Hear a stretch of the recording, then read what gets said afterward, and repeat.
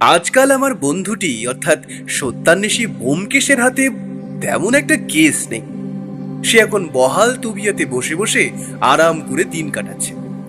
তবে শুধু বসে বসে দিন গোনার লোক সে নয়, এখন তার নেশা হচ্ছে বই পড়া এবং দেশ বিদেশের বিভিন্ন বই পড়ে জ্ঞান আহরণ করা। আর এই সব পড়াশোনা করার খাতিরে যা জ্ঞান লাভ হয় তার কিছুটাই অধমের পাত্রেও পড়ে। আমার এখন সামনে নতুন সংখ্যার উপন্যাস লেখার কাজ চলছে, আর উপন্যাসটি গোয়েন্দা গল্প বিষয়ক হবার জন্য ব্যোমকেশ কিছু কিছু সাহায্যও করে দিচ্ছে আমায়। তবে একটা কথা আমার ওর ব্যাপারে সব থেকে বেশি খারাপ লাগে, সেটা হলো সে মাঝে মধ্যেই এমন এমন সব কথা বলে যেটা শুনে একটু রাগই হয় বই কি। আমি জানি সে আমাকে রাগাবার জন্য এইগুলো করে, তবে এতটা মজা আমি পছন্দ করি না। মাঝে মাঝে তো আমাদের দুজনের মধ্যে বাকবিতণ্ডাই লেগে যায়। তখন সেই রাগ ভাঙানোর দায়িত্ব নেয় বৌঠান, আর বৌঠান সেটা করে তার অতুলনীয় খাবার রান্না করে আমাদের খাই। এই আজই যেমন ব্যোমকেশ এমন একটা কথা বলল যেটা আমি মেনে নিতে পারলাম না। সে সকাল সকাল যোগ ব্যায়াম সেরে হাতে একটা বই নিয়ে পড়তে পড়তে চেয়ারে হেলান দিয়ে বসলো। তারপর আমার দিকে তাকিয়ে মুচকি হেসে বলল, আচ্ছা বন্ধু, এই যে তুমি সাহিত্য চর্চা করো, তাইতে তোমার আর্থিক দিক ছাড়া আর কিছু লাভ হয় কি? একবার সত্যি করে ভেবে বলো তো। তার উপর তুমি হলে লেখক, তোমার থেকে ভালো এই উত্তর কেউ জানে না। কথাটা শুনে আমি যেন আকাশ থেকে পড়লাম। ব্যোমকেশ যে মাঝে মাঝে কি বলতে শুরু করে তার কোনো ঠিক ঠিকানা থাকে না। অবাক হয়ে যায় এই সেই ব্যোমকেশ যার অসাধারণ বুদ্ধি আর বিশ্লেষণ ক্ষমতা প্রতিপক্ষের প্রতিরোধ কিংবা নিজের অপরাধ লুকিয়ে রাখার প্রবণতাকে নিমেষে খান খান করে দিতে পারে। আর সেই ব্যোমকেশের হাতেই যখন একটা কেসও থাকে না, তখন সে বাড়িতে বসে এমন সব অদ্ভুত কাজ কিংবা ভাবনার জন্ম দেয় যার মাসুল আমায় আর বৌঠানের ঘাম দিয়ে জ্বর আসার আগে পর্যন্ত থামে না। আমি আমার ঘরে বসে নতুন উপন্যাসের শেষের দিকের ঘটনাগুলো লিখে রাখছিলাম। ঘটনাগুলো মনে থাকতে থাকতে লিখে রাখা দরকার, না হলে পরে ভুলে গিয়ে থাকতে পারি। তবে এবার আমি আর থাকতে না পেরে লেখা থামিয়ে দিয়ে বললাম, সাহিত্য চর্চায় আর্থিক লাভের আশা সাহিত্যিক হয়তো করে না, তবে আমার মতো আর্থিক দিক থেকে নিশ্চিত যে সমস্ত সাহিত্যিক নয় তাদের কাছে ওই দিকটা বেশ গুরুত্বপূর্ণ। তবে তার চেয়ে বেশি যে দিকটা অন্তত আমার মনে হয় তা হলো নাম। একজন সাহিত্যিকের সাহিত্যকর্ম ঠিক কতজন মানুষের কাছে পৌঁছলো তা সাহিত্যিকের মনে দাগ কাটে। আর মানুষ যখন সেই বই কিনে পড়ে এবং শিশু মন সেই লেখা পড়ে উপকৃত হয়, তখন যেন মনে হয় আমার সেই পেশাটি সফল। কারণ না হলে আমি ওই শহুরে অফিসের বাবুদের মতো বসে বসে কাজ কাজ করতাম আর মাইনে নিতাম। আর সবাই যদি পড়াশোনাই করতেই থাকে এবং চাকরি করতে থাকে, তবে নতুন কিছু পড়ার জন্য লেখা লিখবে কে? সুতরাং সাহিত্য চর্চা করে অর্থ এর চিন্তা আমি অন্তত করি না। বেশ, তাহলে কোনটা বেশি গুরুত্বপূর্ণ হয়ে দাঁড়াচ্ছে, অর্থ নাকি নাম? তা নির্ভর করে যার কথা বলা হচ্ছে তার কাছে কোনটা বেশি প্রয়োজনীয় তার উপর। যেমন আমার জন্য আমি মনে করি নামটাই জরুরি, তবে অর্থও দরকার, না হলে দৈনন্দিন জীবনের খরচ চলবে কি করে? সাহিত্যিকদেরও তো একটা পেট আছে, তাই না? ব্যোমকেশ আরও কিছু বলতো হয়তো, তার আগেই বৌঠান চা নিয়ে এলো। বৌঠান চায়ের কাপটা নামিয়ে রাখলো সামনের টেবিলে। আরে এসো এসো, অনেকক্ষণ থেকে না মনটা চায়ের জন্য একেবারে ব্যাকুল হয়ে উঠেছিল, বুঝলে। আর একটু হলেই বোধহয় হাঁক দিয়ে ফেলতাম। তবে বলার আগেই যখন এনেছো তার জন্য অসংখ্য ধন্যবাদ। এই না হলে আমার সহধর্মিনীর মতো কাজ। হাঁক দেবার আগেই যে আমি হাজির হব তা বোধহয় ভাবতে পারোনি। এখন চাটা খেয়ে আমায় উদ্ধার করো, না হলে গরম গরম চাটা কিন্তু ঠান্ডা হয়ে যাবে। ঠাকুরপো, তুমিও খেয়ে নাও, এই লোকটার সাথে বেশি বকো না। আমি খাতা বন্ধ করে চায়ের কাপ তুলে নিয়েছি। একটা চুমুক দিয়ে বললাম, আহ বৌঠান, তোমার হাতে চা না হলে বিকেলটা জমে না। সত্যি তোমার হাতে জাদু আছে। ব্যোমকেশ কথাটা শুনে হালকা মিচকি হেসে বলে উঠল, খালি বৌঠানের হাতে চায়ের জাদু দেখলে হবে? আমাদেরও তো তোমার গিন্নির হাতে চা খাবার সুযোগ দাও।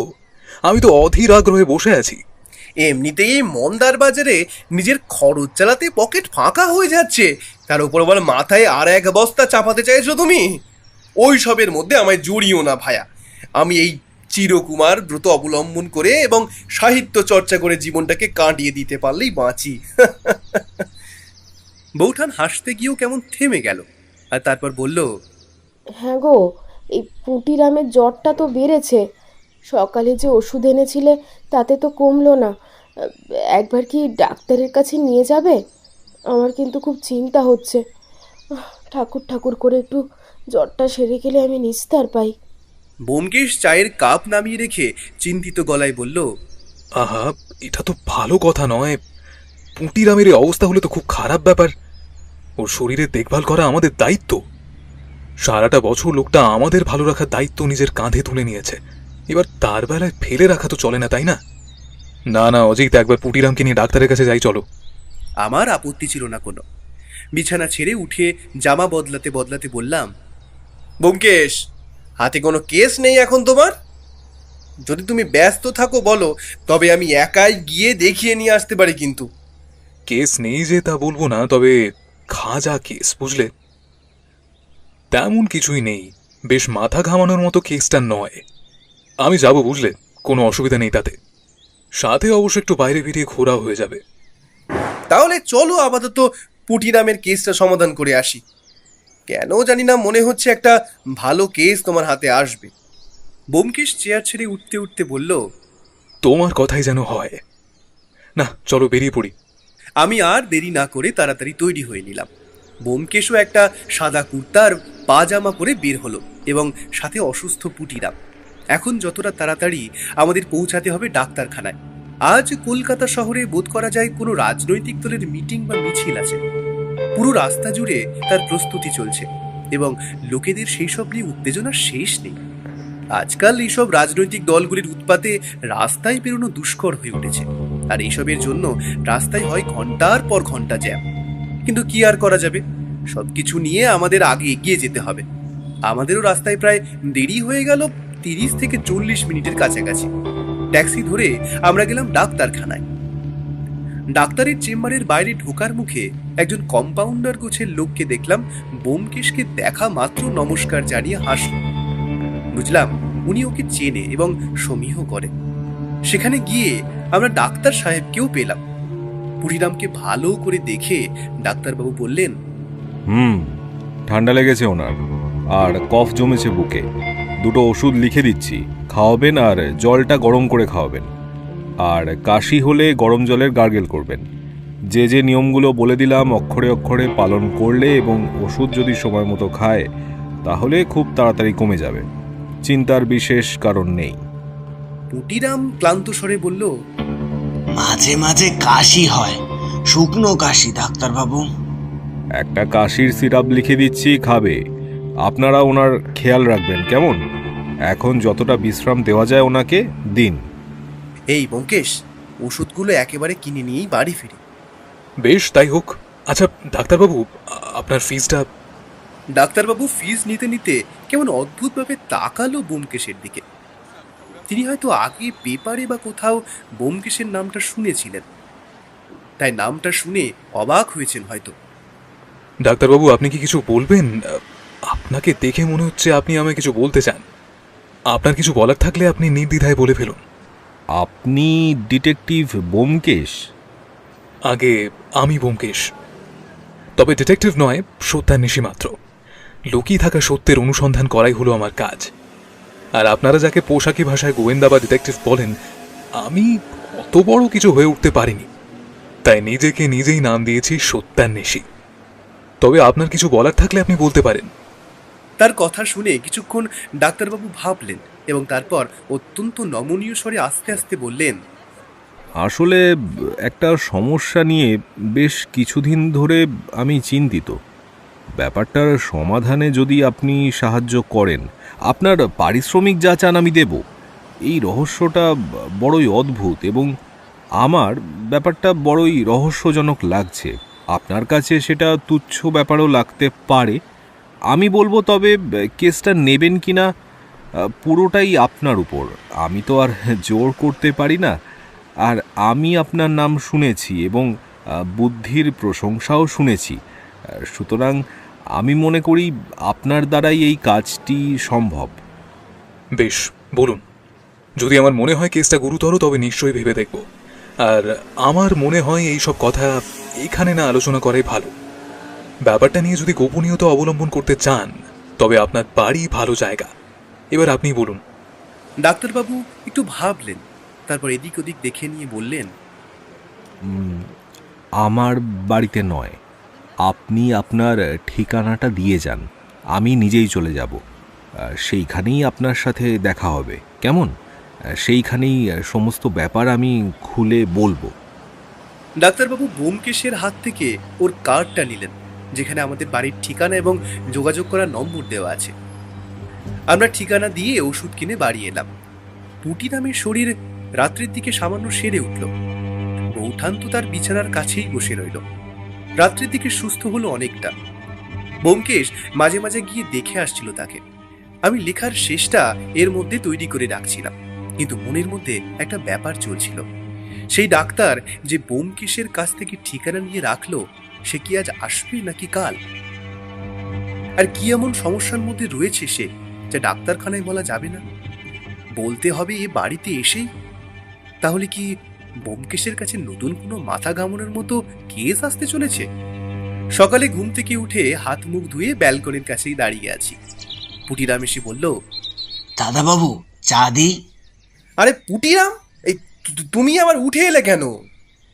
তোমার শরীর তো বেশ একটা ভালো নয়। ওষুধ খেয়ে কেমন আছো এখন? সব ঠিকঠাক তো? কালকের থেকে খানিকটা ভালো আছি বাবু। কাল থেকে তো বৌদিদিমণি কোনো কাজই করতে দিলে না, শুয়েই তো আছি। এখন শরীরটা একটু ভালো মনে হলো, তাই ভাবলাম চাটা করে আনি। আর শুয়ে শুয়ে থাকতে ভালো লাগে না বাবু, কাজ করলে মনটাও ভালো লাগে আর কি। আমি আর তাকে বারণ করলাম না। মাথা নাড়িয়ে নিজের ঘরে এসে জামা কাপড় বদলাতে বদলাতেই আবার পুঁটিরাম এসে বলল, দাদাবাবু, বসার ঘরে কালকের সেই ডাক্তারবাবু এসেছে। আমার মন কেমন উৎফুল্ল হয়ে উঠল। শেষমেশ তাহলে এসেছে ডাক্তারবাবু।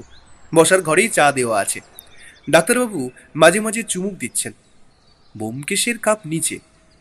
আমি ঢুকতেই ব্যোমকেশ বলল, এই তো এসো, তোমার জন্যই অপেক্ষা করছিলাম। ডাক্তারবাবু এসেছেন, ওনার সাথে গল্প করছিলাম আর কি। কালই আসতাম আপনার কাছে আমি, আসলে কয়েকটা রোগী পরে এসেছিল, তাই আর রাতে এলাম না। আজ ছুটিও নিয়েছি, সুতরাং আজ সমস্তটা খুলে বলতে পারবো আপনাদের। আপনাদের কোনো আপত্তি নেই তো? আরে না না, আপত্তি আবার কিসের? আপনি নির্দ্বিধায় নিজের সমস্যার কথা বলুন। তবে ছুটি নিয়ে এসেছেন, এটা বেশ ভালো করেছেন। নিন, এবার বলুন আপনার কি সমস্যা। ডাক্তারবাবু চা শেষ করে কাপটা নামিয়ে বলতে শুরু করলেন, আমার নাম সোমনাথ সামন্ত। আমার বাড়ি শিয়ালদহের কাছে। আর সত্যি বলতে কি, এখানে আমি যে আছি তা আমার নিজের বাড়ি নয়। আমার এক মামার বাড়িতে থেকেই প্রায় বছর দুয়েক হলো প্র্যাকটিস করছি। কলকাতা মেডিকেল কলেজ থেকেই পাশ করেছি। গ্রামে ফিরে প্র্যাকটিসের অনেক ঝামেলা, ওষুধপত্র ঠিকভাবে পাওয়া যায় না, রুগীও কম।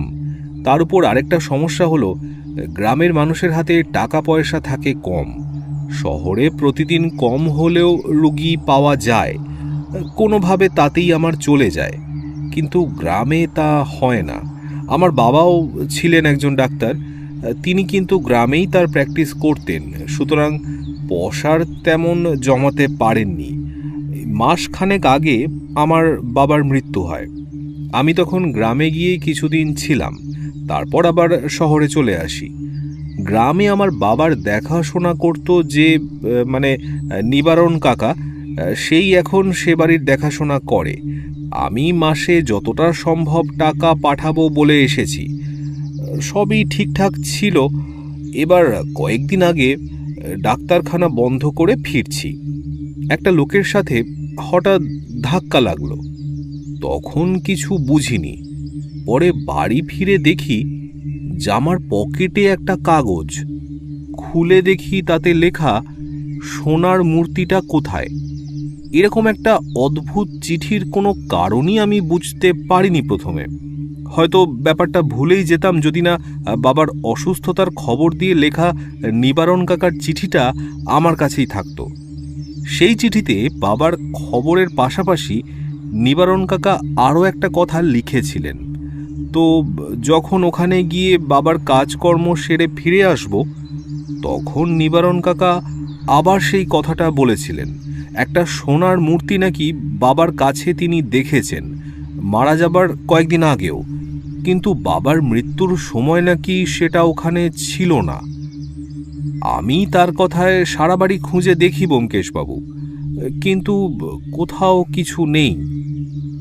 এতক্ষণ আমরা ওনার কথাগুলো মন দিয়ে শুনছিলাম। এবার ব্যোমকেশ কথা বলল। আচ্ছা, আপনার এই নিবারণ কাকা বিশ্বস্ত লোক? মানে আপনারা তাকে বিশ্বাস করেন তো? কারণ এই বিষয়ে অবগত থাকাটা অত্যন্ত জরুরি বলে মনে করি আমি। এ আপনি কি বলছেন ব্যোমকেশবাবু? সে ব্যাপারে নিশ্চিত থাকা যায়। নিবারণ কাকা আমার জন্মের আগে থেকে ও বাড়িতে আছে, আর যদি আমায় লুকিয়ে কিছু করার হতো তাহলে তো আমায় না বললেই পারতো সে কথা। আমি জানতেও পারতাম না কোনোদিন। গ্রামের বাড়িতে ফিরে যাবার আর কোনো ইচ্ছেই আমার আর ছিল না, কিন্তু এই উড়ো চিঠিটা আসার পর থেকেই আমার কেমন যেন মনে একটা খটকা আসছিল বারবার। তাহলে আপনি আর নিবারণ কাকা ছাড়াও অন্য কেউ সেই সোনার মূর্তির কথা জানে, কিন্তু সেটা কিভাবে?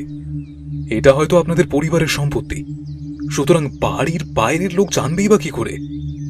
এই ভাবনাটায় আমার কয়েকদিন ধরে ভাবিয়ে চলেছে আমাকে। বুঝতে পারছি না কিছু। আসলে বাবা কি মৃত্যুর আগে কাউকে বলে গিয়েছিলেন? যে লোকটার সাথে আপনার ধাক্কা লেগেছিল তার মুখটা কিংবা অন্য কিছু মনে আছে আপনার? না, আমি নিজেও অনেকবার ভাবার চেষ্টা করেছি জানেন, কিন্তু কোনো না মানে লাভ হয়নি। আসলে আমি তার মুখটাই যে দেখেছি কি না তাও মনে করতে পারছি না। তবে লোকটার উচ্চতা আমার থেকে অনেকটাই বেশি, কারণ আমার কপাল তার কাঁধে ধাক্কা লেগেছিল। মানে অন্তত যদি আমি সোজাসুজি তাকে ধাক্কা মারি তাহলে আমার কপাল গিয়ে ঠেকবে তার নাকের কাছে।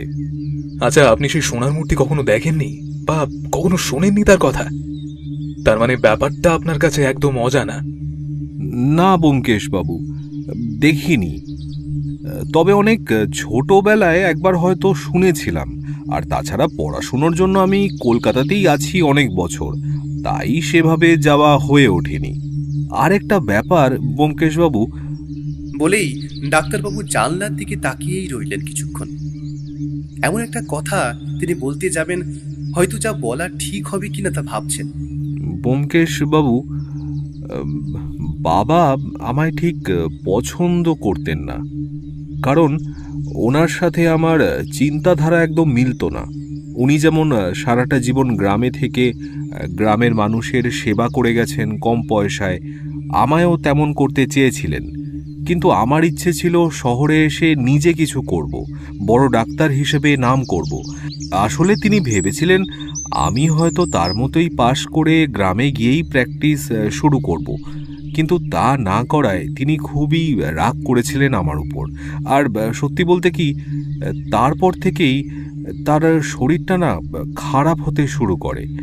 আমি বারবার বোঝাতে চেয়েছিলাম এটা আমার ভবিষ্যতের ব্যাপার, কিন্তু তিনি কিছুতেই বুঝতে চাইতেন না।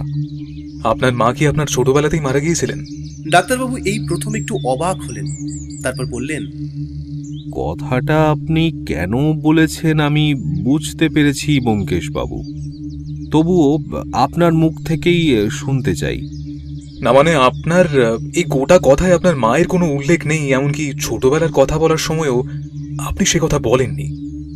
তার মানে আপনার স্মৃতিতে আপনার মায়ের কোনো কথাই নেই। যতদূর মনে হয় অনেক ছোটবেলাতেই তিনি মারা যান, তাই তো? ডাক্তারবাবু ম্লান মুখে আস্তে আস্তে বলল, আপনার অনুমানই ঠিক।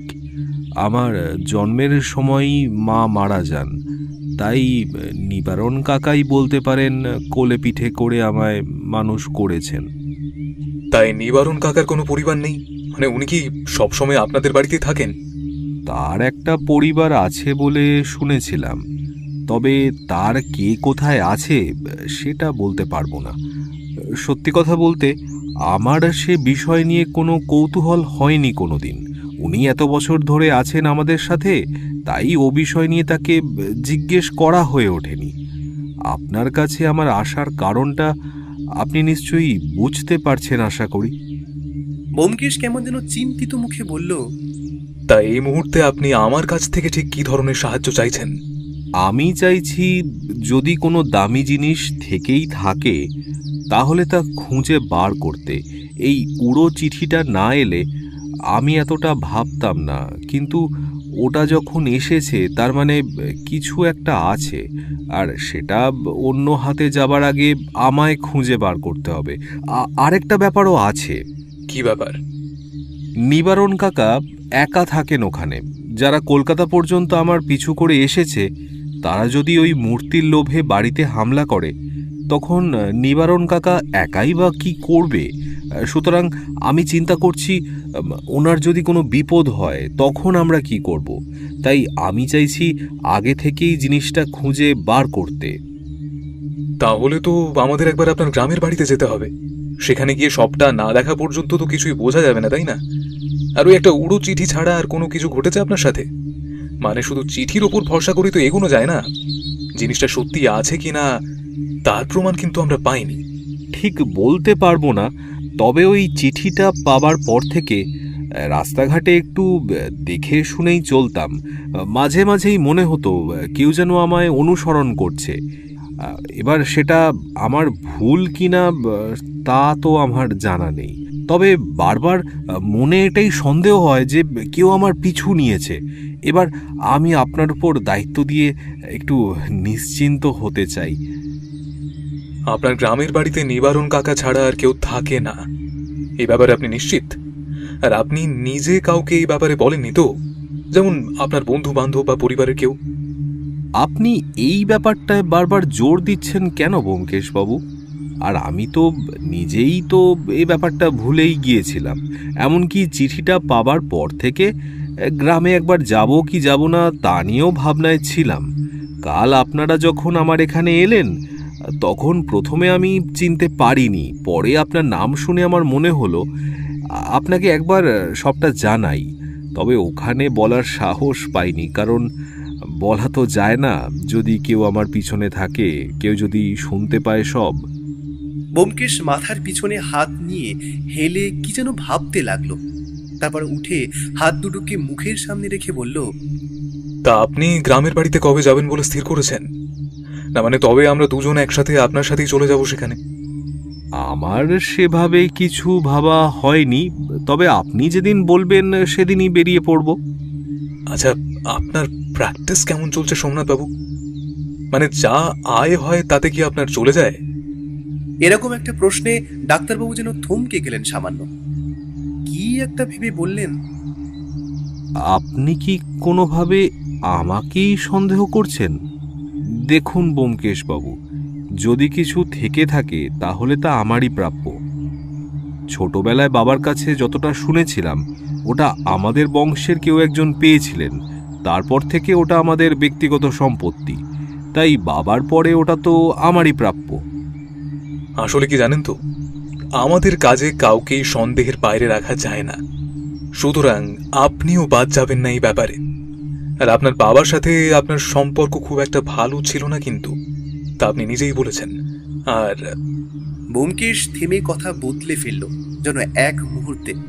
তারপর বলল, ওই চিঠিটা আর নিবারণ কাকার চিঠিটা আপনার কাছে আছে? আমি সেইগুলো একটু নিজের হাতে নিয়ে পড়ে দেখতে চাই। আমি জানতাম ওগুলো আপনি চাইবেন, তাই সাথে করেই নিয়ে এসেছি। জিনিসগুলো আমি যত্ন করেই রেখেছি, আপনার চিন্তা নেই, বললেই সঙ্গে সঙ্গে বার করে দেব।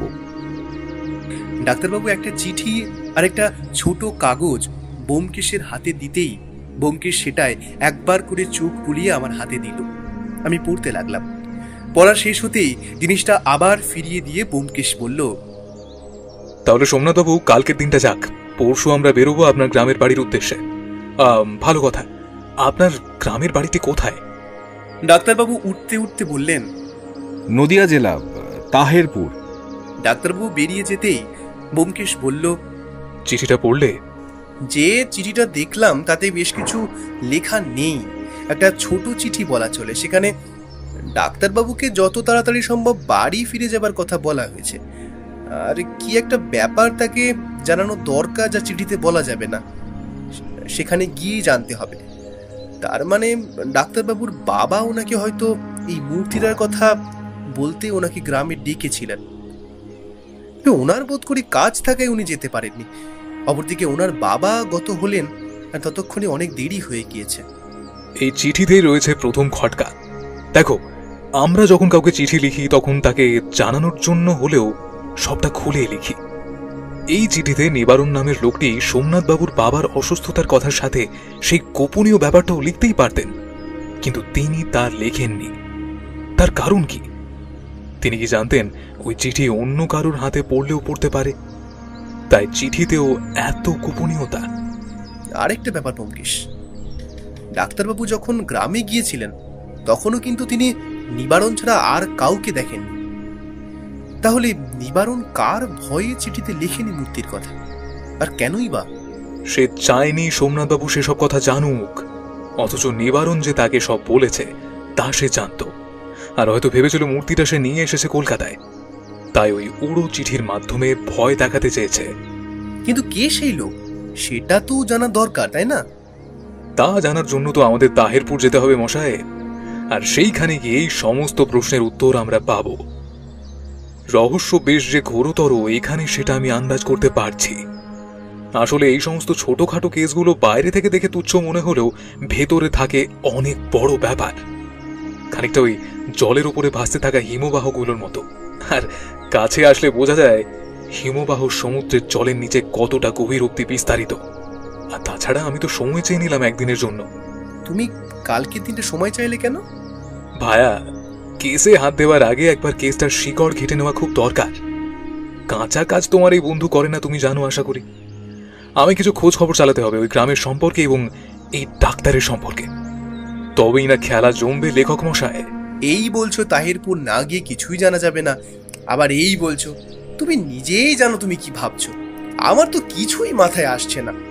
আমি বরং নিজের কাজে মন দিয়ে যাওয়ার আগে কাজগুলো সেরে নিই।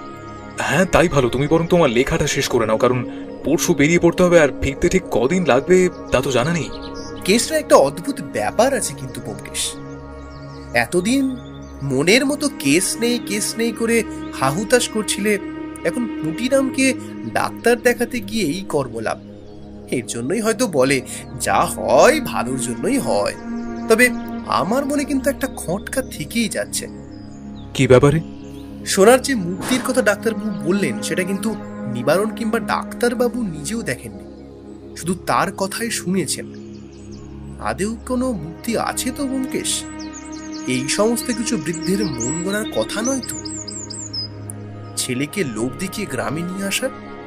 ব্যোমকেশ হাত উল্টে এমন একটা ভাব করলো যার মানে হতেও পারে আবার নাও হতে পারে। পরের গোটা দিনটা ব্যোমকেশ বাইরেই কাটালো। সকালে বেরিয়ে বাড়ি ফিরল খাওয়ার সময়। খেতে বসে আমি প্রশ্ন করলাম, কাজ হলো? হ্যাঁ, হলো। সোমনাথবাবু মিথ্যে বলছেন না, তার বসা খুব একটা খারাপ নয়। শহরের বুকে তার ডাক্তারখানা বেশ ভালোই চলছে। তিনি তার মামার বাড়িতেই থাকেন, আর তার মামার বাড়ির অবস্থাও খুব একটা খারাপ নয়। তাই আর্থিক সমস্যাটা সোমনাথবাবুর নেই। আর প্রায় অনেক বছর তিনি গ্রামের বাড়ি থেকে দূরে গেছেন, তাই বাড়িতে কি হচ্ছে না হচ্ছে তা নিয়ে তার জানার কোনো সুযোগই নেই। আর চরিত্র কিংবা মানুষ হিসেবেও তিনি খুব একটা খারাপ নন। এত খবর কিভাবে জোগাড় করলে তুমি? এই পেশায় কাজ করতে গেলে একটু উদ্যমী হতে হয় ভায়া। একটু ঘুরে ফিরে খবরগুলো জোগাড় করতে হলো। তবে যা যা পেলাম তাতে আপাতত সোমনাথবাবুকে সন্দেহের বাইরে রাখা যেতেই পারে, তবে পুরোপুরি নয়। কেন? এমনটা মনে হবার কোনো কারণ আছে কি? গোটা ব্যাপারটা আপাতত নির্ভর করছে ওখানে গিয়ে কি জানতে পারবো তার উপর। এখানকার খবর ওখানে গিয়ে বদলে যেতে কতটা সময় লাগে সেটা দেখা যাক। আমি আর কিছু বললাম না। এইবারে বৌঠান বলে উঠল, তোমরা কি আবার বেরিয়ে পড়বে নাকি? কিছু তো বলোও না, কখন কি করছো, কোথায় যাচ্ছ? আচ্ছা, আমারও তো চিন্তা হয় নাকি গো? সারা দিন রাত এই চোর ছাচর খুনিদের নিয়ে তোমাদের কারবার। আহা, তোমার চিন্তার কোনো কারণ নেই। খুব বেশি দূর নয়, একটু গ্রামের দিকে যাব আর কি। আর আমার মনে হয় না খুব বেশি সময় লাগবে। তাছাড়া তোমার ঠাকুরপো তো সাথেই থাকবে। সব যখন ঠিক হয়েই গেছে তাহলে আমি আর কি বলবো, যাও। এই দেখো, রাগ করছো কেন? তাতেই বা কি হবে শুনি? বৌঠানের খাওয়া হয়ে গিয়েছিল, সে উঠে গেল। ব্যোমকেশ নিজের খাওয়া শেষ করে রান্নাঘরের দিকে গেল। এখন মান অভিমানের পর্ব চলবে। আমি হাত ধুয়ে মুছতে মুছতে চললাম নিজের ঘরের দিকে। আজ রাতটা ভালো করে ঘুমিয়ে নিতে হবে, কাল কি হবে কে জানে। কেসটা যে বেশ জটিল হবে তা বেশ বোঝাই যাচ্ছে। ব্যোমকেশ তার মাথা খাটানোর বেশ একটা সুযোগ পাবে। এসব ভাবতে ভাবতেই ঘুমিয়ে পড়ার আগে শুনতে পেলাম বৌঠানের গান ভেসে আসছে। মান ভাঙার পরের গান। ডাক্তারবাবু সকালেই চলে এলেন। একটা ঘোড়ার গাড়ি তিনি নিয়েই এসেছেন। তাতে চেপে বসেই আমরা রওনা হলাম। শিয়ালদা স্টেশন থেকে ট্রেন ধরে আমরা সোজা চলে এলাম তাহিরপুরে। মাঝপথে আর তেমন কোনো ঘটনা ঘটেনি, তবে এতদিন পর গ্রামের দিকে ট্রেন থেকে গ্রামের দৃশ্য দেখার মজাই আলাদা। ট্রেনের জানলা দিয়ে দেখা মেলে সুদূর বিস্তৃত ধান ক্ষেত এবং বহু জলাশয়, এবং মাঝে মাঝে দেখা মেলে নারকেল, খেজুর, সুপারি জাতীয় বড় বড় গাছের। আমরা শহরের মানুষ, শুদ্ধ বাতাস তেমন একটা পাই না। গ্রামের এই খোলামেলা হাওয়া যেন মনের মধ্যে অদ্ভুত এক আনন্দময় অনুভূতির সৃষ্টি করে। যেতে যেতে শুধু ডাক্তারবাবুই বললেন, পরশু আপনার বাড়ি থেকে ফেরার সময় মনে হলো কেউ যেন আমায় অনুসরণ করছে। রাস্তায় তখন বেশ লোক ছিল, তাই সেভাবে বুঝে উঠতে পারিনি। তবে লোকটাকে একবার দেখেছিলাম মনে হলো, আমার চেয়ে বেশ খাটো। তবে আমার সাথে চোখাচোখি হতেই ভিড়ে মিশে গেল যেন। ব্যোমকেশের কপালে চিন্তার বেশ রেশ ফুটল, তবে সে শান্তভাবেই বলল, আপনার মনের ভুলও হতে পারে, হয়তো ব্যাপারটা নিয়ে বেশি ভাবছেন বলে এমন হচ্ছে। এখন এসব থাক, আগে সেই বাড়িতে পৌঁছাই, তারপর দেখা যাবে।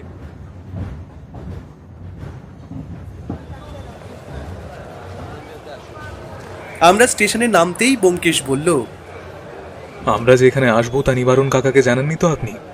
ডাক্তারবাবু অপরাধীর মতো কাচুমাচু মুখ করে বলল, আসলে আমি ভাবলাম আপনাদের অসুবিধা হতে পারে ওখানে, তাই আপনার বাড়ি থেকে ফিরেই চিঠি পাঠিয়েছিলাম একটা। কাজটা কি করা ভুল হয়েছে ব্যোমকেশবাবু? ইস, বড্ড ভুল করলেন সোমনাথবাবু, আমারই আপনাকে বারণ করা দরকার ছিল।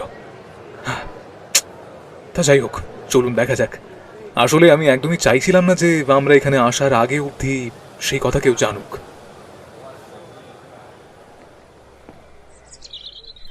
বাড়িটা ছোট, তবে দোতলা। এ ধরনের বাড়ি খুব কম দেখা যায়। একতলাটা মাটি আর টিনের তৈরি, কাঠের সামান্য দেওয়াল দিয়ে ঘেরা দোতলার চারপাশটা। আমরা একতলার একটা ঘরের জায়গা পেয়েছি। নিবারণ সব সুন্দর করে পরিষ্কার করে রেখেছিল। এ বাড়িতে নিবারণ ছাড়া আর অন্য কেউ নেই। আমাদের জন্য অপেক্ষা করছিল নিবারণ। আমাদের জন্য এক প্রস্ত রান্না বান্না করেও রেখেছিল সে। আমাদের এতটা পথশ্রম আর খিদেই সত্যি খুব ক্লান্ত লাগছিল, তাই চাপ কলের জলে হাত মুখ ধুয়ে এসে খেতে বসলাম। ব্যোমকেশ, আমি আর ডাক্তারবাবু তিনজনেই বসলাম একসাথে। বাহ নিবারণ কাকা, তোমার রান্নার হাত তো অসাধারণ। কি সুন্দর রান্না করেছো গো তুমি। এমন রান্না যে একবার খাবে সারা জীবন তার মুখে রান্নার অপূর্ব স্বাদ লেগে থাকবে। রান্না বান্না সত্যি খুবই ভালো হয়েছে। রাস্তায় আসতে আসতে ব্যোমকেশ ডাক্তারবাবুকে বলে দিয়েছিল আমরা কারা আর কি করতে এসেছি তা যেন উনি কাউকে না বলেন। তাই ডাক্তারবাবু বলেছিল আমরা তার বন্ধু, গ্রামে ঘুরতে এসেছি। তাই নিবারণ কাকা আমাদের তার বন্ধু ভেবেই সেভাবেই ব্যবহার করছিল। ব্যোমকেশ শুরু থেকে এই কেসটায় বেশ গোপনীয়তা বজায় রাখতে চাইছে দেখছি। ওর মনের একটা দৃঢ় বিশ্বাস যে নিবারণ কাকা আমাদের আসল পরিচয় জানলেও কেসে নানান সমস্যা হতে পারে। খাওয়া দাওয়ার পর আমরা একটা ঘরে শুয়েছিলাম। এখানে মোট 3টে ঘর, নিচে 2টো ঘর আর উপরে একটা ঘর। একটা রান্নার ঘর আর বাইরে বাথরুম। বিছানায় শুয়ে বললাম, নিবারণ কাকাকে বেশ সাধারণ মানুষ বলেই মনে হলো। তো তাকে সন্দেহ করার কোনো কারণ আমার মনে তো হয় না। অজিত, তুমি একটা মানুষের বাইরেটা দেখে তাকে বিচার করতে পারো না। আমি এত বছরে অনেক কেসেই দেখেছি যেখানে এমন একজন মানুষ অপরাধী সাব্যস্ত হয়েছে যাকে আমরা বাইরে থেকে ছাপোষা ভালো মানুষ বলেই ভেবে নিয়েছিলাম, কিন্তু পরে দেখা গিয়েছে সেই মানুষটাই ঠান্ডা মাথায় পরিকল্পিতভাবে সুসংগঠিতভাবে অপরাধ সম্পন্ন করেছে। সুতরাং আমি বলবো, কাউকে বাইরে থেকে দেখে নিরপরাধ ভেবে নেওয়ার কোনো কারণ নেই। প্রমাণ কথা বলবে। বুঝলাম। তা কিভাবে শুরু করবে তদন্ত, সে নিয়ে ভেবেছো কিছু? একদম ভায়া, প্রথমেই আমাদের গোটা বাড়িটা ঘুরে দেখতে হবে, তারপর একবার না হয় ভাবা যাবে। তবে তুমিও মাথা খাটাতে থাকো, দেখবে আমার আগে হয়তো তুমিই কেসের সমাধান করে ফেলেছো। এই কেসটা তুমি খুব ধীরে তদন্ত করছো মনে হচ্ছে না? আমি তো তোমায় এর আগে এভাবে রয়ে বসে তদন্ত করতে দেখি, তাহলে এবার কেন? আসল ব্যাপার হলো এখানে আমাদের হাতে কোনো মোটিভ নেই, আর না আছে কোনো সূত্র। সেগুলো না পাওয়া অবধি অপেক্ষা করতেই হবে। এই সূত্র খুঁজে পেতে হলে অপরাধীকে আরো খেলতে দিতে হবে অজিত, বুঝতে পারলে? তাই হোক তবে ভায়া, আমি একটু চোখ বুঝি, তুমি খোঁজো, দেখো আগে কি কি সূত্র মেলে কিংবা মোটিভ। এমনিতেই একটু ক্লান্ত লাগছে শরীরটা, আর কেমন যেন ম্যাচ ম্যাচ করছে। আমি পাশ ফিরে শুলাম, আর বোমকে এসো মনে হয় তাই করলো। এখানে যেটাই আমরা শুয়ে আছি সেটা ঠিক খাট বলা যায় না, এটা আসলে একটা চৌকি, তাতেই মাদুর আর একটা পাতলা গদি তোষক পাতা। আগেকার দিনের মানুষের বাড়িতে এইসব জিনিস দেখা মিলত, এখন আর এইসব জিনিসের চল নেই সেই রকম। আমি কিছু একটা বলতে যাব, ঠিক তখনই ব্যোমকেশ বলে উঠল, আজ বিকেলেই একবার গোটা বাড়িটা ঘুরে দেখবো, বুঝলে? আমি একটু ভেবে মাথা ঠান্ডা করে বললাম, তথাস্তু, তোমার যখন সেটাই উচিত বলে মনে হচ্ছে তখন তাই করবে, এতে অত ভাবার কি আছে। ডাক্তারবাবুর বাবার নাম হলো সজল সামন্ত। ভদ্রলোক মারা গেছেন দীর্ঘদিনের অসুস্থতায়। অনেকদিন ধরে তার শরীর খারাপ ছিল, এ কথা আমাদের জানান নিবারণ নামের লোকটি। বিকেলে ঘুম ভাঙলো ওই 4:30 নাগাদ। আমরা গোটা বাড়িটা ঘুরে দেখতে লাগলাম। বাড়ির সামনে ছোট একটা বাগান মতো, নিবারণ রোজ সেটার পরিচর্যা করে। একতলার ঘরগুলো আমাদের আগেই সবটা ঘুরে দেখা হয়ে গিয়েছিল, ঘরে আসবাব খুব কম। বিকালে উপরতলার ঘরটি ডাক্তারবাবু নিজে আমাদের নিয়ে দেখতে গেলেন, আর সাথে নিবারণ কাকাও রইল। বাবু মারা যাওয়ার আগে কতবার যে তোমার কথা বলেছে সর্দাবাবু, তুমি জানো না। সেবার তুমি চলে গেলে আমি ভাবলাম তো আর আসবেই না। তোমাদের এই মান অভিমানের পর্ব যে কতটা যন্ত্রণাদায়ক ছিল তা একমাত্র আমিই জানি। তাই বাবু চলে যাওয়ার পরে তুমি যে এই গ্রামের বাড়িতে আসবে আমি তা সত্যিই ভাবি নাই। আমার আসার ইচ্ছে যে একটুও ছিল না নিবারণ কাকা। আমার বন্ধুরা আসতে চাইলো তাই আমি ওদেরকে নিয়ে এলাম। আচ্ছা নিবারণ কাকা, চিঠিতে তুমি বলেছিলে যে বাড়িতে একটা সোনার মূর্তি আছে, তা সেটা কি তুমি নিজের চোখে কখনো দেখেছিলে? একবারই মাত্র দেখেছিলাম। বাবু তখন খুব অসুস্থ। একদিন হঠাৎ আমায় ওনার ঘরে ডাকলেন। আমি যেতেই আমারে বললেন দরজাটা বন্ধ করে দিতে। তারপর এই দেরাজ থেকে বের করে আমার চোখের সামনে একটা সোনার মূর্তি তুলে ধরলেন। আমি তো পুরো অবাক, এমন অপরূপ মূর্তি এর আগে আমি কখনো দেখিনি দাদাবাবু। বুঝলাম। এবার বলো, তুমি কি নিশ্চিত যে ওটা সোনার মূর্তি ছিল? আমার হাতে বাবু এটা দিয়েছিলেন, বললেন এ নাকি তার বংশের সম্পত্তি। সমুবাবু এলে সে যাতে এইটারে পায় তার ব্যবস্থা করতে। তো আমি বললাম সমু এলে তারেই দিয়ে দিবেন। তো বাবু বলে তার সময়ে পাবো না, আর আমার দিন ফুরিয়েছে, আর সে আমার কথা শোনেনি কখনো। তাই আমি চাই না ও এই মূর্তিটা সহজে পেয়ে যাক, তাকে এই মূর্তিখান খুঁজে নিতে হবে। বাবুর এই কথাটা আমার সত্যিই খুব অবাক লেগেছিল, কিন্তু তখন তো বেশি ভাবি নাই ওইটা নিয়ে। তারপর বাবুরে আমি মূর্তিখান দিয়ে চলে আসি। ওদের ব্যাপার ওরা বুঝুক। সমু দাদা বাবুকে আমি এখন চিঠি লিখে আসতে বলে দিই। সব বুঝলাম, কিন্তু নিবারণ কাকা, চিঠিতে তুমি মূর্তির কথাটা লেখনি কেন?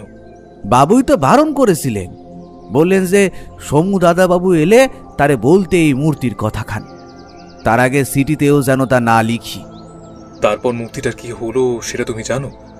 না, তা তো জানি না দাদা বাবু, আর তো দেখি নাই সেইটাকে।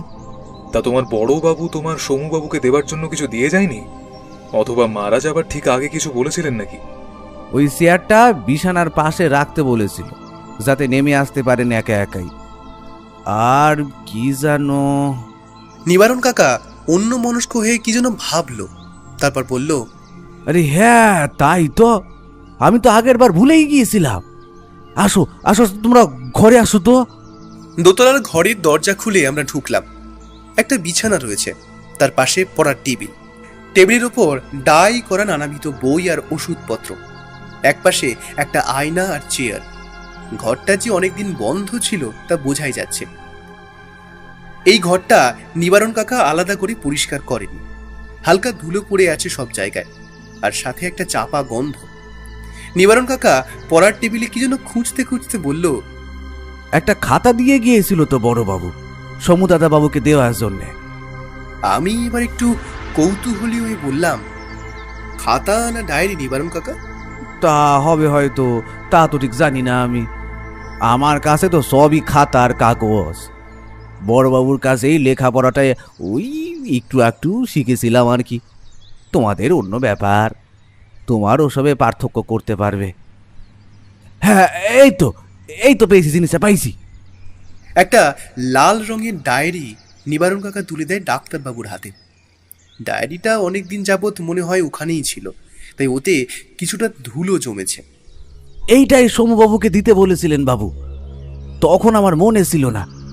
আসলে বয়সটা তো আর কম হলো না বাবুরা। ভালোই হলো সমুদাদা বাবু তুমি এবারে এলে, তাই বড় বাবুর শেষ ইচ্ছেখান পূরণ হলো। ব্যোমকেশ গোটা ঘরটা খুব মনোযোগ দিয়ে ঘুরে ঘুরে দেখতে লাগলো। এই সময় নিবারণ কাকা আর ডাক্তারবাবু নিচে গেলেন কোনো একটা কাজে।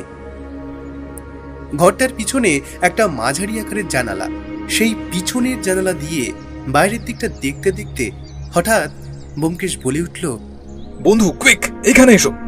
আমি তাড়াতাড়ি তার পাশে গিয়ে দাঁড়াতেই ব্যোমকেশ চাপা স্বরে বলল, পিছনের জঙ্গলের কাছটায়, হ্যাঁ ওইখানে ওইখানে কেউ একটা দাঁড়িয়েছিল বুঝলে।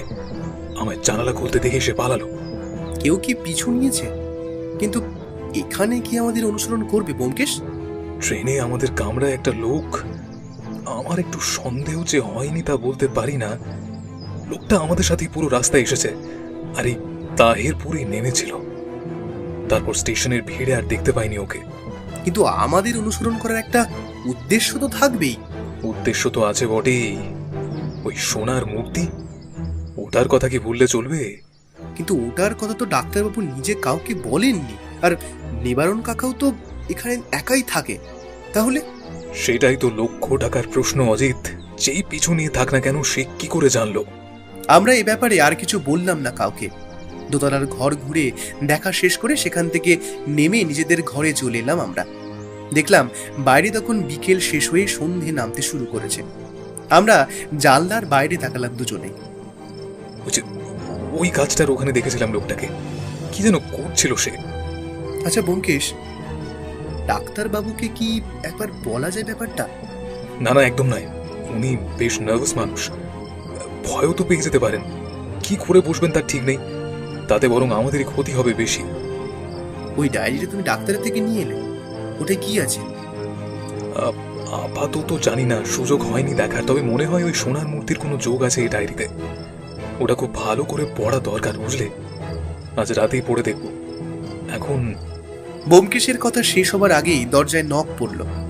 কে? আমি। আসুন, ভেতরে আসুন ডাক্তারবাবু। ডাক্তারবাবু এসে চেয়ারটায় বসে বললেন, ডায়েরিতে কিছু পেলেন নাকি ব্যোমকেশ বাবু? না ডাক্তারবাবু, এখনো ঠিক পড়া হয়ে ওঠেনি। ভেবেছি আজকে রাত্রে ভালো করে পড়ে দেখব। আজকের রাতটা অপেক্ষা করুন, তারপর না হয় ভাবা যাবে বুঝলেন। একটা কথা বলি ব্যোমকেশ বাবু, আমি উঠোনের কাছে দাঁড়িয়েছিলাম, মনে হলো এই সামনের রাস্তা দিয়ে একটা লোক যেতে যেতে এ বাড়ির দিকেই তাকাতে তাকাতে গেল। ব্যাপারটা হয়তো অতি তুচ্ছ, কিন্তু সত্যি বলতে আজকাল সবাইকেই সন্দেহ হয়। চোখ কান একটু বেশি খোলা রাখছি, হয়তো ব্যাপারটা এমনি, তাও মনে কিরকম একটা কু ডাকলো, তাই আপনাকে বললাম। ডাক্তারবাবু, আপনাকে একটা কথা বলি শুনুন। রাত্রে বাড়ির বাইরে থাকার প্রয়োজন নেই আপনার, আর পারলে বাড়ির দরজা জানলা খুব ভালোভাবে বন্ধ করে শোবেন। ও হ্যাঁ, আরেকটা কথা সোমনাথবাবু। হ্যাঁ বলুন বলুন। নিবারণের গ্রামের বাড়ি ঠিক কোথায় তা আপনি জানেন? ঠিক নিশ্চিত নই, তবে শুনেছি সেই শান্তিপুরের দিকে। আচ্ছা বেশ, রাত্রে আমাদের খাবারটা এই ঘরে দিয়ে দিন, আমরা আর বেরোচ্ছি না। ডাক্তারবাবু চলে যেতেই ব্যোমকেশ বলল, ব্যাপারটা ক্রমশ বেশ ঘোরালো হচ্ছে ভায়া। কেউ চাইছে না যে আমরা এ বাড়িতে থাকি, কিন্তু কেন? কে চাইতে যাবে এমন তাই তোমার মাথায় ঢুকছে না ব্যোমকেশ। একটু সময় লাগবে ভায়া, আগে ডায়েরিটা শেষ করা খুব দরকার। ব্যোমকেশ ডায়েরিটা নিয়ে বিছানায় শুয়ে পড়ল। এই বাড়িতে ইলেকট্রিসিটি আসেনি এখনো। ঘরে একটা হ্যারিকেন জ্বলছিল, তার অল্প আলোতেই ব্যোমকেশ ডায়েরিটা খুলে পড়তে লাগলো। রাতেই 9টা নাগাদ নিবারণ কাকা খাবার দিয়ে গেল আমাদের ঘরে। ব্যোমকেশ খাবার সময় একবার শুধু বলল, সোমনাথ বাবুর বাবা সজল বাবু ডাক্তার হলেও কবিতা খুব একটা খারাপ লিখতেন না।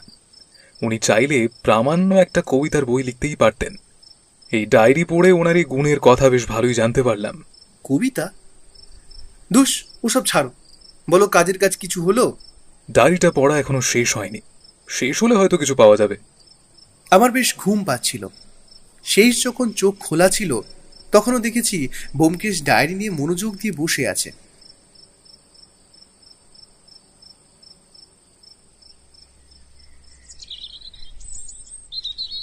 ভায়া, তাড়াতাড়ি ওঠো, পরিস্থিতি একেবারে সাংঘাতিক।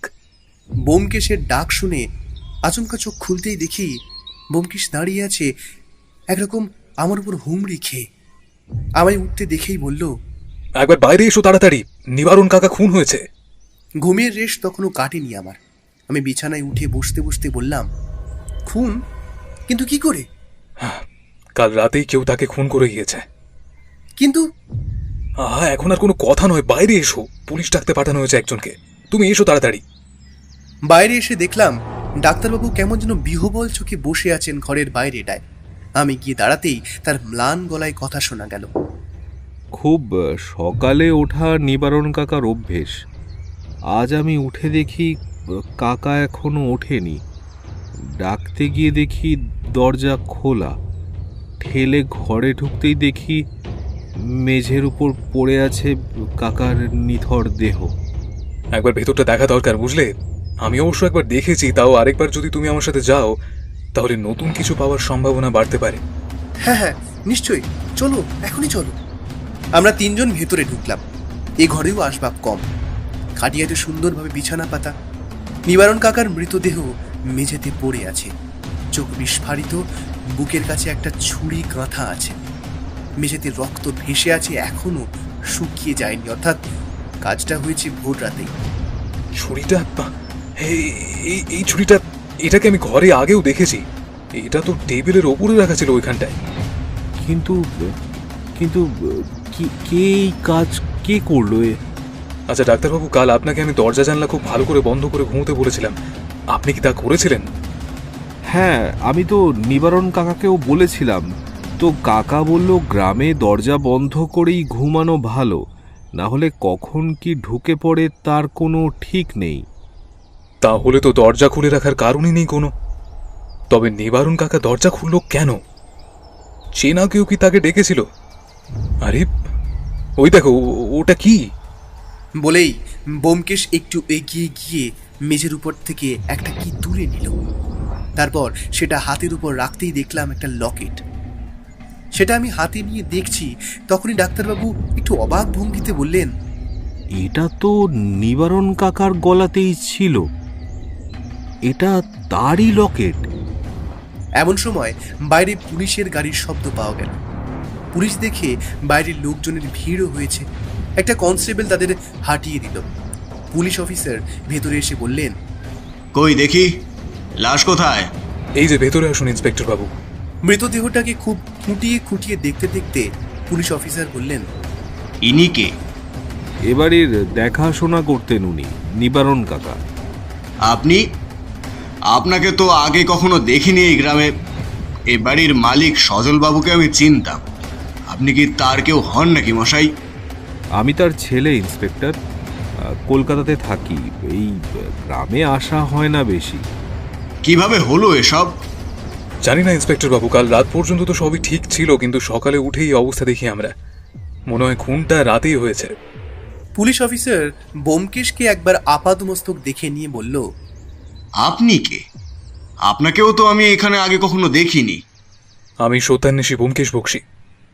আমি এখানে একটা সোনার মূর্তির কেস নিয়ে এসেছিলাম, আর তার মাঝেই এসব হয়ে গেল। ব্যোমকেশ? মানে গোয়েন্দা ব্যোমকেশ? ও, তা ভালো। তাহলে এবার আমাদের ইনভেস্টিগেশন করতে দিন। এখন আপনারা বাইরে যান। মনে হয় চুরির কেস, বাধা পেয়ে খুন। না স্যার, ঠিক চুরি নয়। আপনি কি করে নিশ্চিত হচ্ছেন এতটা? কারণ ইনি রাতে দরজা ভালো করে বন্ধ করে শুয়েছিলেন। যদি চুরির ব্যাপারই হতো তাহলে দরজা বন্ধ থাকলে তা ভাঙতে হতো, কিন্তু এখানে তো তা হয়নি। বরং খুনিকে তিনি দরজা খুলে আসতে দিয়েছেন ভেতরে। বলেন কি? উনি খুন হবেন জেনেও খুনিকে দরজা খুলে ঘরে আসতে দেন? আজব যুক্তি মশাই আপনার। আমি তো তা বলিনি একবারও ইন্সপেক্টর। এই তো আপনি বললেন যে উনি নাকি দরজা খুলে খুনিকে ভেতরে আসতে দিয়েছিলেন।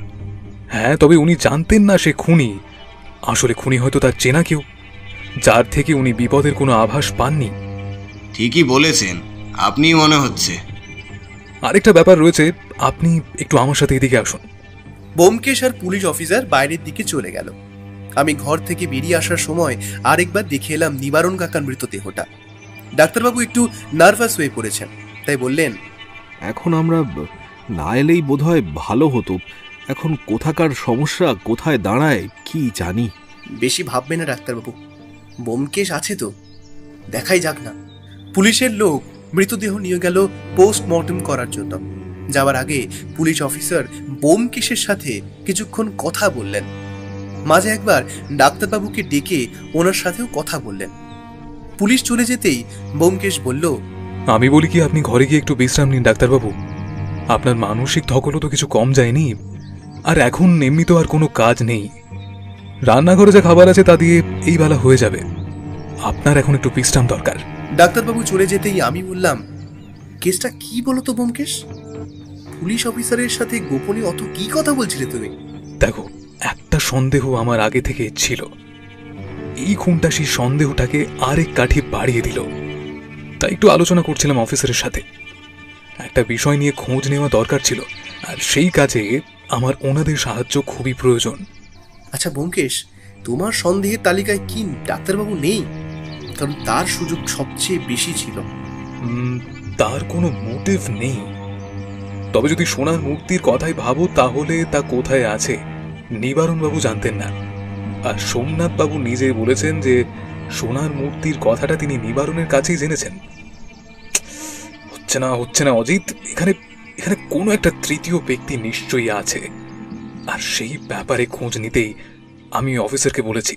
বলো কি, তৃতীয় ব্যক্তি? ব্যোমকেশ কোনো কথা না বলে একবার মাথা নাড়ালো শুধু। আমি ঘরে বসতেই ব্যোমকেশ বেরিয়ে গেল। একবার নিচের দরজা খোলার শব্দ পেলাম, আর কিছুক্ষণ পরে বন্ধ হবার। আমি একবার নিচে নেমে দেখব কিনা ভাবছি, এমন সময় ব্যোমকেশ নিজেই আমার ঘরে এলো। তার চোখে মুখে একটা উজ্জ্বল ভাব, যেন এমন কিছু একটা সে পেয়েছে যা সে খুঁজছিল, যা তার প্রয়োজন ছিল এই কেসটা সমাধান করার জন্য। ব্যোমকেশ ঘরে ঢুকেই একটা চিঠি আমার হাতে দিল, বলল, একবার চিঠিটা পড়ে দেখো তো ভাইয়া। পড়তে পড়তে আমি অবাক হয়ে গেলাম। পড়া শেষ করে বললাম, তাহলে কি এই সেই তৃতীয় ব্যক্তি নাকি? কিন্তু তাহলে খুনটা করলো কে? ব্যোমকেশ তার পকেট থেকে নিবারণ কাকার ঘরে পাওয়া লকেটটা বার করে আমার সামনে ঝুলিয়ে বলল, এই লকেটটাই হলো খুনির রেখে যাওয়া একমাত্র প্রমাণ। এই লকেটটা? কিন্তু এটা থেকে কি প্রমাণ করা যাবে ব্যোমকেশ? যাবে অজিত, যাবে, তার ব্যবস্থাই আমি করছি। এখন শুধু অপেক্ষা করো। আমি বুঝতে পারলাম না ব্যোমকেশ ঠিক কি করতে চাইছে। ওর মাথায় কখন যে কি বুদ্ধি খেলে বেড়ায় তা আমি একদমই ধরতে পারি না। একটা চিঠি আর এই একটা লকেট থেকে কি সে খুনি পর্যন্ত পৌঁছাতে পারবে? আমার মনের সন্দেহ যেন রয়েই গেল। আরেকটা ব্যাপার হলো, সেই অপরাধী যদি ডাক্তারবাবু পিছু করে শহর পর্যন্ত যেতে পারে, আবার আমাদের চোখ ফাঁকি দিয়ে আমাদের এখানে এসে নিবারণ কাকাকে খুন করতে পারে, তাহলে সে এই মুহূর্তে কোথায় আছে তা খুঁজে বার করা কি এতই সহজ হবে? আগের দিনের ভাত রান্না করাই ছিল, সেটাই গরম করা হলো। ডাক্তারবাবুর মুখ থেকে শোকের ছায়া তখনও কাটেনি। ডাক্তারবাবু নিজেই রান্না করে খান শহরে, তাই একটা ডিমের তরকারি করে নিতে তার বেশি সময় লাগলো না। খেতে খেতে ডাক্তারবাবু বললেন, ব্যোমকেশ বাবু, বলছি আর এখানে থাকতে হবে না। আমার সোনার মূর্তি চাই না। ওই মূর্তির রহস্য ভেদ করতে আপনাদের এখানে আনাই যে কাল হয়েছে তা তো টের পাচ্ছি। যে বা যারা নিবারণ কাকাকে খুন করতে পারে তারা যদি আবার আমার উপর আক্রমণ করে, তাই আমার মনে হয় ফিরে যাওয়াটাই তো ভালো হবে, তাই না? না সোমনাথবাবু, আপনার এই অনুরোধটা আমি রাখতে পারলাম না। একটা কেস মাঝপথে ছেড়ে আমি ফিরে যাইনি কখনোই। এটা আমার নিয়ম। হয় আমি কেসের সমাধান করেছি, আর না হয় কেসটা আমি চালিয়ে গেছি যতদিন আমার মনে হয়েছে। আর আমি জানি সোনার মূর্তিটা আছে আপনার বাবা সজলবাবুর ঘরেই। তার ডায়েরি পড়তে গিয়ে আমি লক্ষ্য করেছি তার লেখা প্রতিটা কবিতায় জীবনমুখী। একমাত্র শেষের কবিতাটা আলাদা, আর সেই কবিতার শেষে লেখা আছে আপনার নাম, মানে কবিতাটা আপনার জন্যই লেখা হয়েছে। কবিতাটা পড়েছো তুমি? আলবাত পড়েছি অজিত। আচ্ছা দাঁড়াও, তুমি নিজেই পড়ে নাও। বলে ব্যোমকেশ খাবার টেবিল থেকে উঠে নিজের ঘর থেকে সেই ডায়েরিটা এনে আমার হাতে দিল। আমি এক হাতে ডায়েরি নিয়ে পড়ে দেখলাম, এখান থেকে বাইরেটা দেখা যায় রোজ। বর্ষা আসে, শীত আসে, আবার চলে যায়। ওই যে দূরের গাছটা শুকিয়ে যাচ্ছে কদিন ধরে, আর ঘরে একটা মানুষ মিশে যাচ্ছে বিছানায়। রোদের আলোর মতো কিছু থেকে যাক এখানে। আমি ডানায় ভর দিয়ে এসে বসবো ছোট্ট কাঁচটায়। যদি আমার কেউ আসে নিয়ে যায়, অন্য কেউ যেন না দেখে, না পায় হাতে।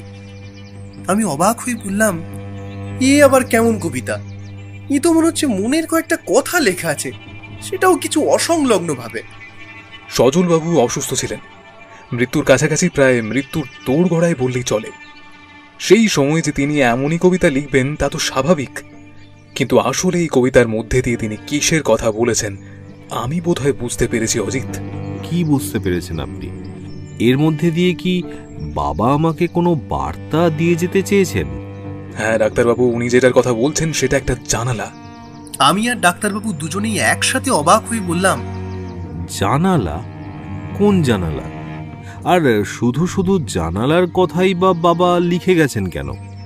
আপনারা ভেবে দেখুন, সজলবাবুর ঘরের জানালা দিয়ে বাইরে যে গাছটা সোজাসুজি দেখা যায় সেটা প্রায় শুকিয়ে গিয়েছে, হয়তো মরেই গিয়েছে। আর এখান থেকে বাইরে দেখা যায় মানে তো জানালার ভেতর থেকে বাইরের দৃশ্য।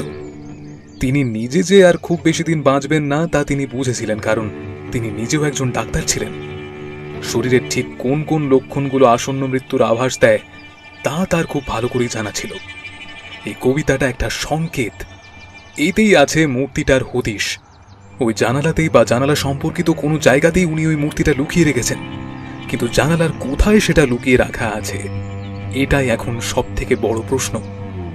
ওই কাঠের জানালাটা আমি খুব ভালো করে দেখেছি, তবে সেটা ফাঁপা নয়। প্রথম দিকের এই লাইনগুলোর অর্থ তো না হয় বোঝা গেল, কিন্তু পরের চারটে লাইন, ডানায় ভর দিয়ে এসে বসবো, আবার তারপর ওই ছোট্ট শব্দের ওপর বারবার পিন বোলানো হয়েছে, আর তাকে ইনভার্টেড কমার মাঝে রাখা হয়েছে, সেটা কেন করেছেন সজলবাবু?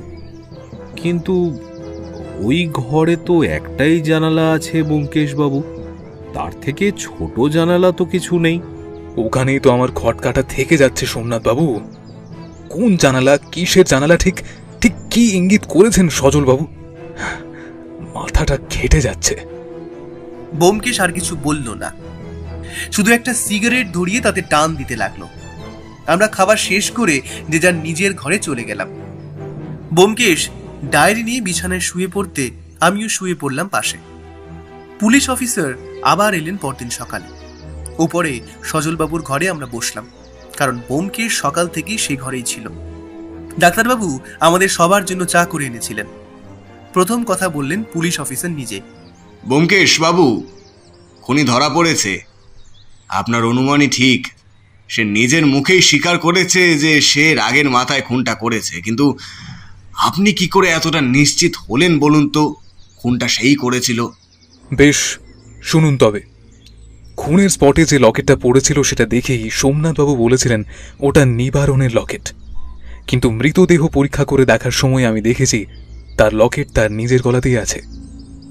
আসলে গ্রামের দিকে বাবা আর ছেলের গলায় একই ধরনের লকেট থাকার একটা প্রচলন রয়েছে বহুকাল আগে থেকেই। সেটা থেকে অনুমান করি আমি বিষয়টা। আর ওই দরজা খোলার ব্যাপারটা, এখানে অত রাতে অন্য কেউ এলে নিবারণ সোমনাথবাবুকে ডাকত, আর বিশেষত তাকে রাতে দরজা বন্ধ করে ঘুমোতে বলা হয়েছিল। আর যদি অন্য কারুর হাতে খুন হতো তাহলে মৃতদেহ থাকতো দরজার কাছে, ঘরের মাঝে বা বিছানার কাছে নয়। সেই রাতে নিবারণের ছেলেই তার কাছে এসেছিল। নিবারণ তার ছেলেকে ঘরে এনেছিলেন। এবার হয়তো কথা কাটাকাটির সময় টেবিল থেকে ছুরি তুলে সে বসিয়ে দেয় নিজের বাবার বুকে। আমি জানতাম সেই রাগের মাথায় খুন করেছে, তাই বাড়ি ফিরে যাবে, পালানোর চেষ্টা সে করবে না, তাতে ওরই বিপদ বেশি। আর তাই সোমনাথবাবুর থেকে মোটামুটি একটা ঠিকানা জেনে আপনাকে খোঁজ নিতে বলি।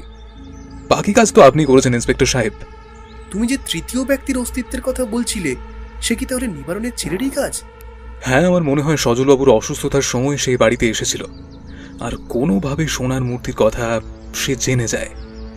সেটা নিবারণবাবু নিজেও বলে থাকতে পারেন, আবার সে নিবারণ আর সজলবাবুর কথা গোপনে শুনেও জেনে থাকতে পারে। তবে আমার আগে একটা ব্যাপারে খটকা লেগেছিল। সজলবাবুর ঘরে আমরা যখন যাই, নিবারণবাবু বলে যে সে ওই ডায়েরিটার কথা বলতেই ভুলে গিয়েছিল সোমনাথবাবুকে। কিন্তু সজলবাবুর মৃত্যুর পরে সোমনাথবাবু আর নিবারণ যখন সেই মূর্তি খুঁজছিল, তখনও তার ডায়েরির কথা মনে পড়েনি। এটা এটা অস্বাভাবিক। আর বাকি বইয়ের তুলনায় ডায়েরির ধুলো খুব কম ছিল। ওখানেই আমার মনে হয় নিবারণ কিছু লুকিয়ে যাচ্ছে। তারপর সেদিন বাড়ির বাইরে তাকে দেখতে পাই। নিবারণ খুন হবার পর তার ঘরে তার ছেলের লেখা একটা চিঠি পাই, আর সোমনাথবাবুর পকেটে গোজা চিরকুটে লেখা, আর এই চিঠির হাতের লেখা এক। সেটা আমি নিরীক্ষণ করে বুঝতে পেরেছিলাম। আর তারপর ব্যোমকেশ থামতেই ডাক্তারবাবু বললেন, তাহলে ব্যোমকেশবাবু, যে সোনার মূর্তির জন্য নিবারণ কাকা খুন হলো, সেটা তো আর পেলাম না আমরা। ব্যোমকেশ জানলার ধারে দাঁড়িয়ে রইল। আমিও হতাশ হলাম। ঠিক এই সময় একটা চড়ুই পাখি জানলা দিয়ে ঢুকে উড়তে লাগলো আমাদের মাথার উপর, তারপর গিয়ে বসলো গুলগুলির কাছে। ব্যোমকেশ সেটাকে লক্ষ্য করছিল। এবার সে উঠে দাঁড়ালো, তার চোখে মুখে বিস্ময় আর একটা অদ্ভুত হাসি। সে উত্তেজিত স্বরে আমায় বলল, অজিত, সজলবাবুর কবিতার শেষ 4 লাইন কি ছিল? আমি অবাক হলেও মনে করে বললাম, ওই তো কি যেন, হ্যাঁ মনে পড়েছে, রোদের আলোয় মতো কিছু থেকে যাক এখানে, আমি ডানায় ভর দিয়ে এসে বসবো ছোট্ট কাঁচটায়, যদি আমার কেউ আসে নিয়ে যায়, অন্য কেউ যেন না দেখে না পায় হাতে। অজিত, অজিত, পেয়েছি। রোদের আলোর মতো মানে আমরা যেটাকে রোদ ভাবছিলাম সেটা রোদ নয়, সেটা আসলে সোনা। হ্যাঁ তাই তো, এটা তো আমিও ভেবে দেখিনি। রোদের আলোকে অনেক সময় সোনার সাথে তুলনা করা হয়। আর ছোট্ট মানে ছোট্ট জানালা মানে। ডাক্তারবাবু প্রায় চিৎকার করে বললেন, ঘুলঘুলি? ওই ঘুলঘুলিটা? বন্ধু, চেয়ারটা বিছানার ওপর রাখো তো। এর জন্যই বোধহয় চেয়ারটা বিছানার পাশে রাখার দরকার ছিল। উফ, শেষ অবস্থাতেও সজলবাবুর ক্ষুরোধার চিন্তা শক্তির প্রশংসা করতে আমি বাধ্য। অজিত, চেয়ার বিছানায় রেখে ব্যোমকেশ ঘুলঘুলির ভেতরে হাত ঢুকিয়ে কিছু সেকেন্ডের মধ্যে একটা ছোট্ট বাক্স বার করে আনল, আর তার থেকে বেরোলো একটা সোনার নারী মূর্তি। কি উজ্জ্বল তার রূপের ঝলক! ডাক্তারবাবু মূর্তিটা হাতে নিয়ে এই প্রথম কেঁদে ফেললেন। তিনি আজ আবেগে বিহ্বল। হয়তো পিতা পুত্রের মান অভিমানের পালা আজ সত্যিই সাঙ্গ হলো। পুলিশ অফিসারও একটাও কথা না বলে ব্যোমকেশকে ইশারায় ডেকে বাইরে চলে গেলেন। আমি বিছানার দিকে তাকিয়ে ভাবতে লাগলাম, এই বিছানায় একটা মানুষ ডাক্তারবাবুর উপর রাগ করে অপেক্ষা করতে করতে চলে গেলেন। পুত্রের জন্য রেখে গেলেন নিজের বংশের শ্রেষ্ঠতম ঐতিহ্যটা, আর তার জন্যই ডাক্তারবাবু আজ কাঁদছেন।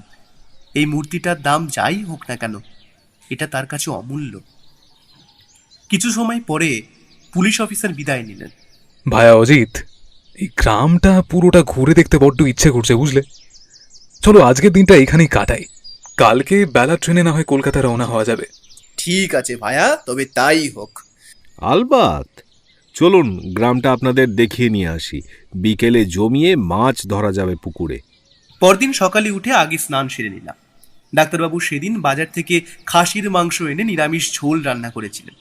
সেই দিয়ে খাওয়া সেরে আমি আর ব্যোমকেশ ডাক্তার সোমনাথ বাবুকে সাথে নিয়ে রওনা হলাম কলকাতার উদ্দেশ্যে। তবে যাবার আগে ব্যোমকেশের প্রাপ্তিযোগ হলো। ডাক্তারবাবু ব্যোমকেশকে বিনীতভাবে কৃতজ্ঞতা জানিয়ে একটা বেশ মোটা অঙ্কের চেক তুলে দিলেন।